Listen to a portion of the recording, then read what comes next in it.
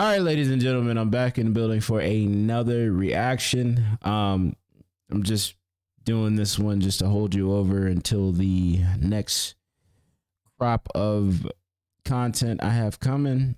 I'm going to be looking at a video from the YouTube channel Ape Honcho. This is going to be the video is titled "He Was Murdered After Posting This on Twitter." So without further ado, let's get into it. Let's see what it's about. A rapper would be gunned down in broad daylight after he posted this on Twitter. At first glance, you might not be able to tell what exactly is going on in the images or why it would have potentially gave said rapper a huge target on his back. But when we deep dive into the backstory of the circumstances surrounding the images, something much darker is revealed. So, let's rewind the clock. New this morning, San Antonio police are searching for a suspect responsible for shooting and killing a man overnight. GMSA's Alyssa Cole joining us. You know, I will never understand in this new generation, like my generation of rappers never did this type of stuff. Like, they never taunted each other after, successfully, getting away from attempts on their life. And that's just what makes this so sad. I heard about this. I didn't really read into it or anything like that because I was going to wait until like I actually had time to like really sit here and react to it in like real time because, in the new generation of like gangster rap music and, just gimmick rap music, if something isn't happening, then it's like you're not living in whatever you're rapping. And if you're not living in whatever you're rapping, then you're just a studio gangster. So far, this is very sad. And, to even make it worse, he's the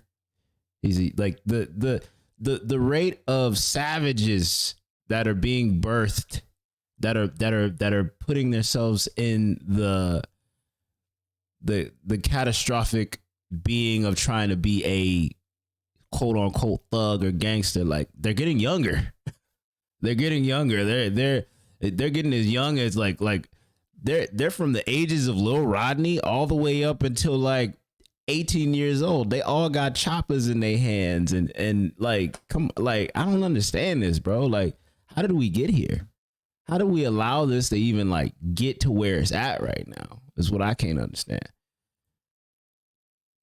Us live from outside the apartment complex, just a couple blocks from the studio. So, Alyssa, what are police telling you?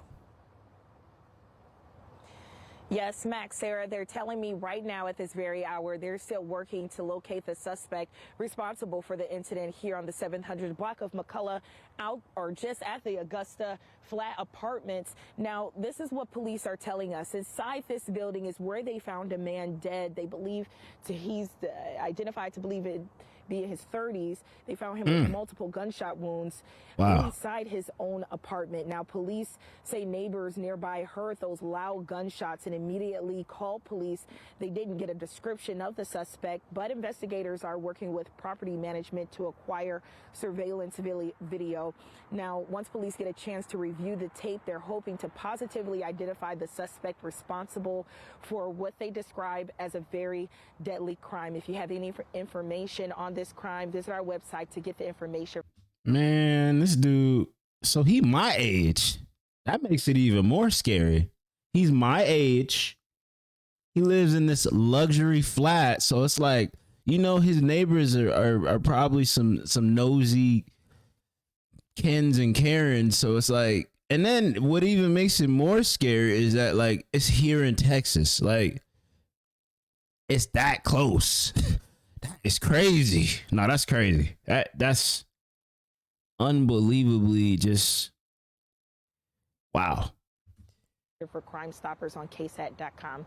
Reporting live downtown, Alyssa Cole, KSAT 12 News. On the 4th of February 2023, reports emerged that police were called to an apartment complex on the 700 block of McCullough Street in San Antonio, Texas. When they arrived at around 11:25 p.m., 34-year-old Omar Richardson was found dead after suffering from multiple gunshot wounds. From what was understood, initial reports stated that Omar had been shot in his own home and the gunman was still at large. And that, ladies and gentlemen, was all that came from that story. No other details were widely available. With no follow-up, it meant either the gunman was still at large and police were preparing to put an appeal out, or there were details not known to the public and the case had been resolved. The latter okay, I see. Well, number one, I'm glad you're safe. You had a very, very traumatic situation that recently happened. So I want to go ahead and get into this whole situation. So all this happened in San Antonio. Yeah, SA. Okay, so tell me exactly what happened leading up to the situation. That's 26-year-old Darrell Gentry, known better as rapper BTB Savage, an emerging scam rapper hailing from Cleveland, Ohio, although he had spent the past few years living in San Antonio, Texas. By the time this interview dropped with Vlad TV, he had already been caught up in a $1 million scam whilst serving with the US Army in South Korea. Oh, okay. So the premise of that first part of it was to build up the story to say like, hey, he has something to do with what was going on in that prior story that I just seen. Okay. All right. Sorry, it makes sense now. But luckily for him, he struck up a deal where he had to give a portion of the money back and was eventually banned from the country. Therefore, hold on. Wait, what? He'd already been caught up in a $1 million scam whilst serving with the US Army in South He was in the army. But luckily for him, he struck up a deal where he had to and he's a scam rapper of the money back and was eventually banned from the country. What the hell? He served no prison time. It isn't hard to see so random. Scamming through his early adulthood that scam rap was his lane when it came to making music after leaving the military. Is that a Bank of America logo? In the San Antonio area, not just from the music, also his lavish lifestyle that he flexed on Instagram. And it would be exactly that, which would be the catalyst for the events that would take place on February 4th, 2023. February 4th. On the day in question, Darrell had received a message from a fellow artist in the city, currently unnamed. They wanted to collab. The artist was going to give Darrell some money for the feature. It was late when he messaged, around 9 p.m, and so Darrell told him he would message him the following day and go to an actual recording studio. After all, he had no equipment at his apartment. He felt something was slightly off about the situation as well, because every time it's a setup, that's what it is. As to why he couldn't record the song, he had an answer for it. For example, when Darrell said he had no specific equipment to get the song done, the artist would say that he had it. Maybe he was just slightly it's a setup. I'm like, okay, so buddy probably don't understand. That's a setup. They're trying to set him up. That's what it is. They're trying to set him up. Diagnosed with PTSD from his time in the army, or maybe, just maybe, there was something more to it. In the end though, Darrell gave in. He wanted to get the situation over and done with so he could get the money and move on with his life. A time was arranged for 11 p.m. His girlfriend who was present wasn't too happy that strangers were coming over, so the artist would turn up to Darrell's with his uncle, 34-year-old Omar Richardson, and a car full of people. Let's get this done. Omar and his nephew went inside. As they entered the apartment, Darrell knew instantly that something was off. His instincts were right. They was trying to backdoor him. Testimony. The pair started to look around the apartment in places they shouldn't really have been. If they were there to record a song, then why were they doing so? Spoiler alert. They weren't there to record the song. Over the next few moments, music equipment was being set up, but out of nowhere, the collab artist told Darrell that he didn't have all of the equipment on him. So he'd have snap. And so there's your second or third sign right there. Y'all gotta get going. Y'all gotta leave. Y'all gotta go. Y'all got to get ghost. Get ghost. Off he went to get the equipment. Nah. Leaving, Darrell locked the door. Now, you haven't got to do all that. We're here to record some music. I'm here getting money. We're not here on no weird-ish. I got PTSD. I always lock the door. I don't want no random people walking in. Tensions then slightly calmed between Omar and Darrell. A conversation soon ensued about Darrell's jewelry. How much did that chain cost? Who's your jeweler? As Darrell looked down at his chest and picked up his chain, Omar produced a firearm and told him to hand it over. Man, you got me effed up. If you don't run that, I'ma shoot you. You serious right now? Hurry up or I'll shoot your girlfriend. I see you flexing on Instagram and all that. Where's all that stuff? Look, here's the chain, take it. As Omar was reaching out for the chain, Darrell sprung into action and placed Omar in a hold where he couldn't shoot the firearm directly towards him. When the initial shots rang out, they missed. Eventually, Omar dropped the gun and a tussle ensued. In the end, it was Darrell's girlfriend who managed to grab the firearm, and so she shot Omar twice in his back. Now, before you think this incapacitated him, it had in fact made him stronger. He turned into Hulk. From here, Omar produced 2 more firearms he had concealed. And attempted to open fire on Darrell. Hey, yo, wait a minute. Bro got hit twice and then went and got two more firearms. Okay. All right. Whilst he wrestled with him. Shoot through the door. The artist, along with the other people in the car, had been waiting outside the whole time in case anything went wrong in the robbery. Various shots then rang out. Darrell's girlfriend shot back, firing twice. The shot stopped. In other words, they fled the scene. Her attention moved back to the tussle. Shoot him. She shot but hit Darrell in the elbow. Completely shattered. She did eventually hit Omar in the chest, and although he was weak, he was still putting up a fight. As Darrell, his girlfriend, and baby were about to flee the scene, Omar had crawled over to a firearm that had been left on the floor, and he tried to shoot towards the baby. But Darrell sprung into action, and everyone was safe. My back's hurting. Don't let me die, bro. I got kids too. Help me make it out of here. I don't give a F about you. I hope you die. The 3 then fled. Omar was left to die at the scene. Now this presents this presents a new like situational thing. Like it's like in that moment, like, do you think to save somebody who just got through trying to rob you? You know, shoot at your girlfriend. That remains to be a question of like anybody in their own individual thought process or being in that actual situation. Cause it's like, do I really want to save somebody who just tried to off me over my jewelry and whatever I brought with me? You know, that's something to think about.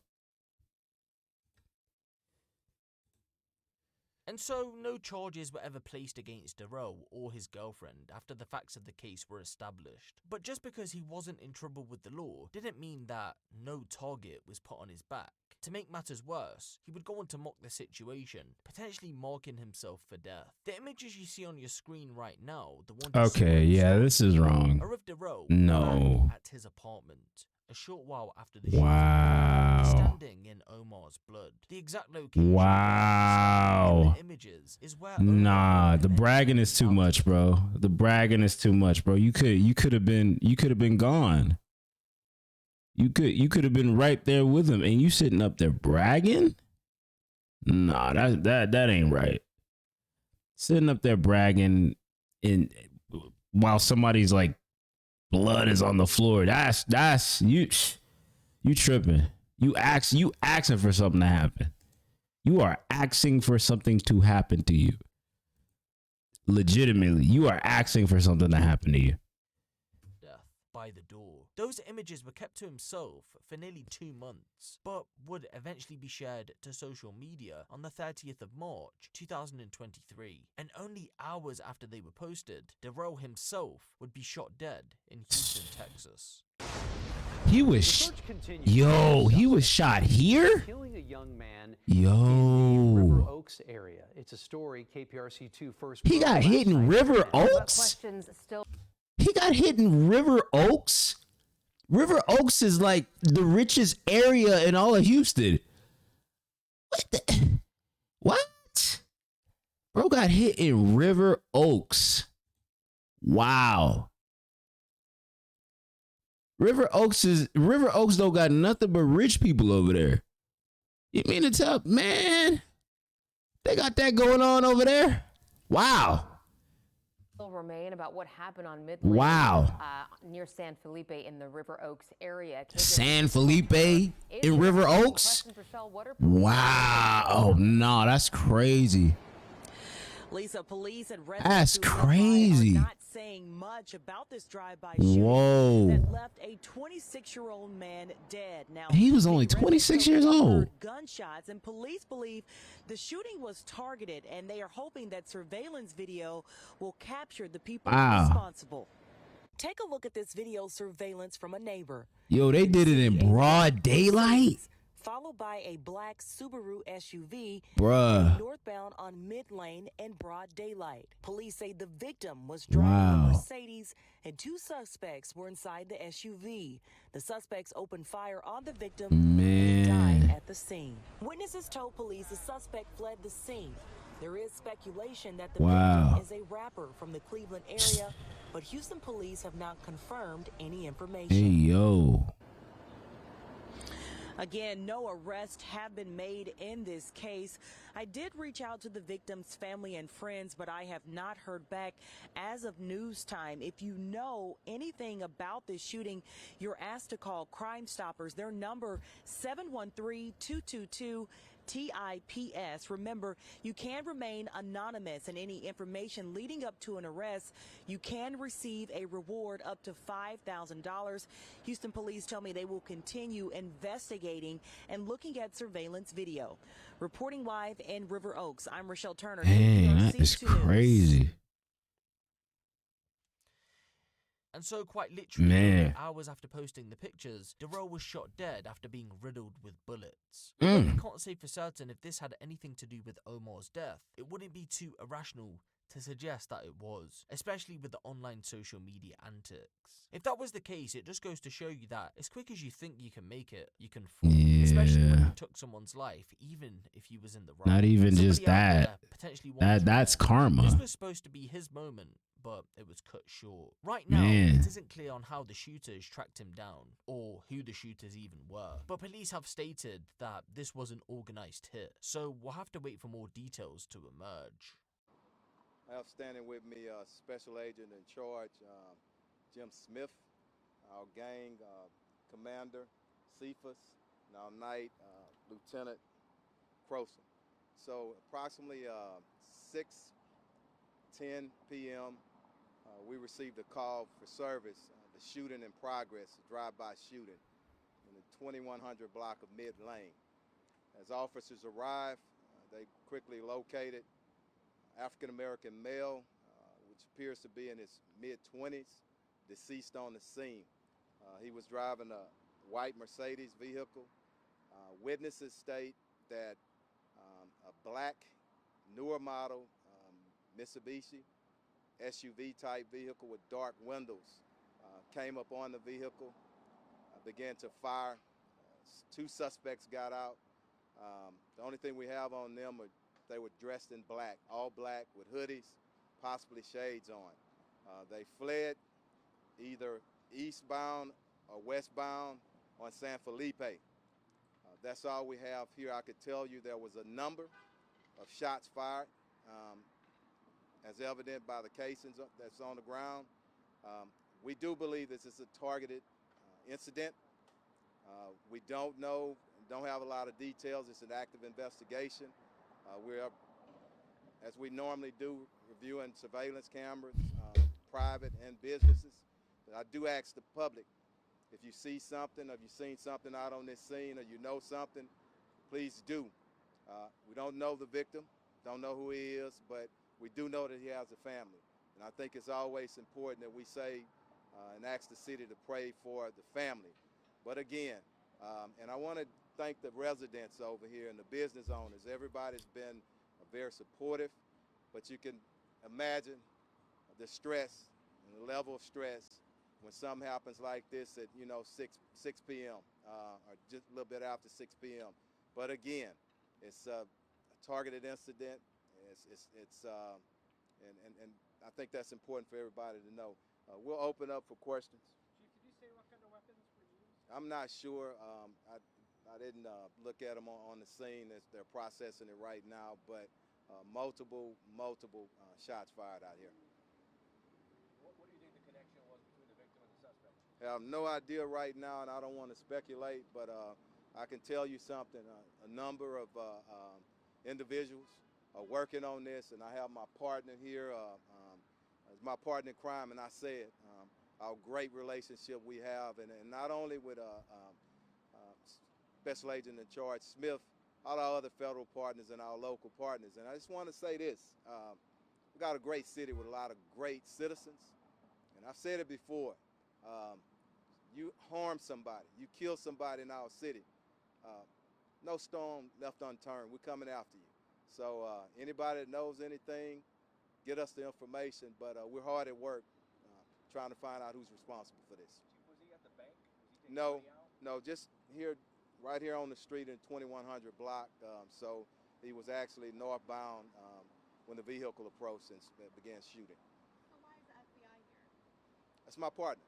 It's my partner, and they're lending support. I don't want to speak for him, and he might want to say a few words, but yeah. Yeah, in a lot of these cases, whether it be a drive-by or some of these murders that we believe that we could bring our resources to assist, we will do that with the FBI. The public doesn't really know that we're behind the scenes supporting our partners, and it's not just here, around the country and around the world. We support our partners, and so a lot of crimes out there. We are supporting our partners. We're behind the scenes, and we're bringing our tools to the fight because things such as this drive-by shooting just can't happen. It just cannot happen in the community. It doesn't matter where it is in the city of Houston or in any other areas.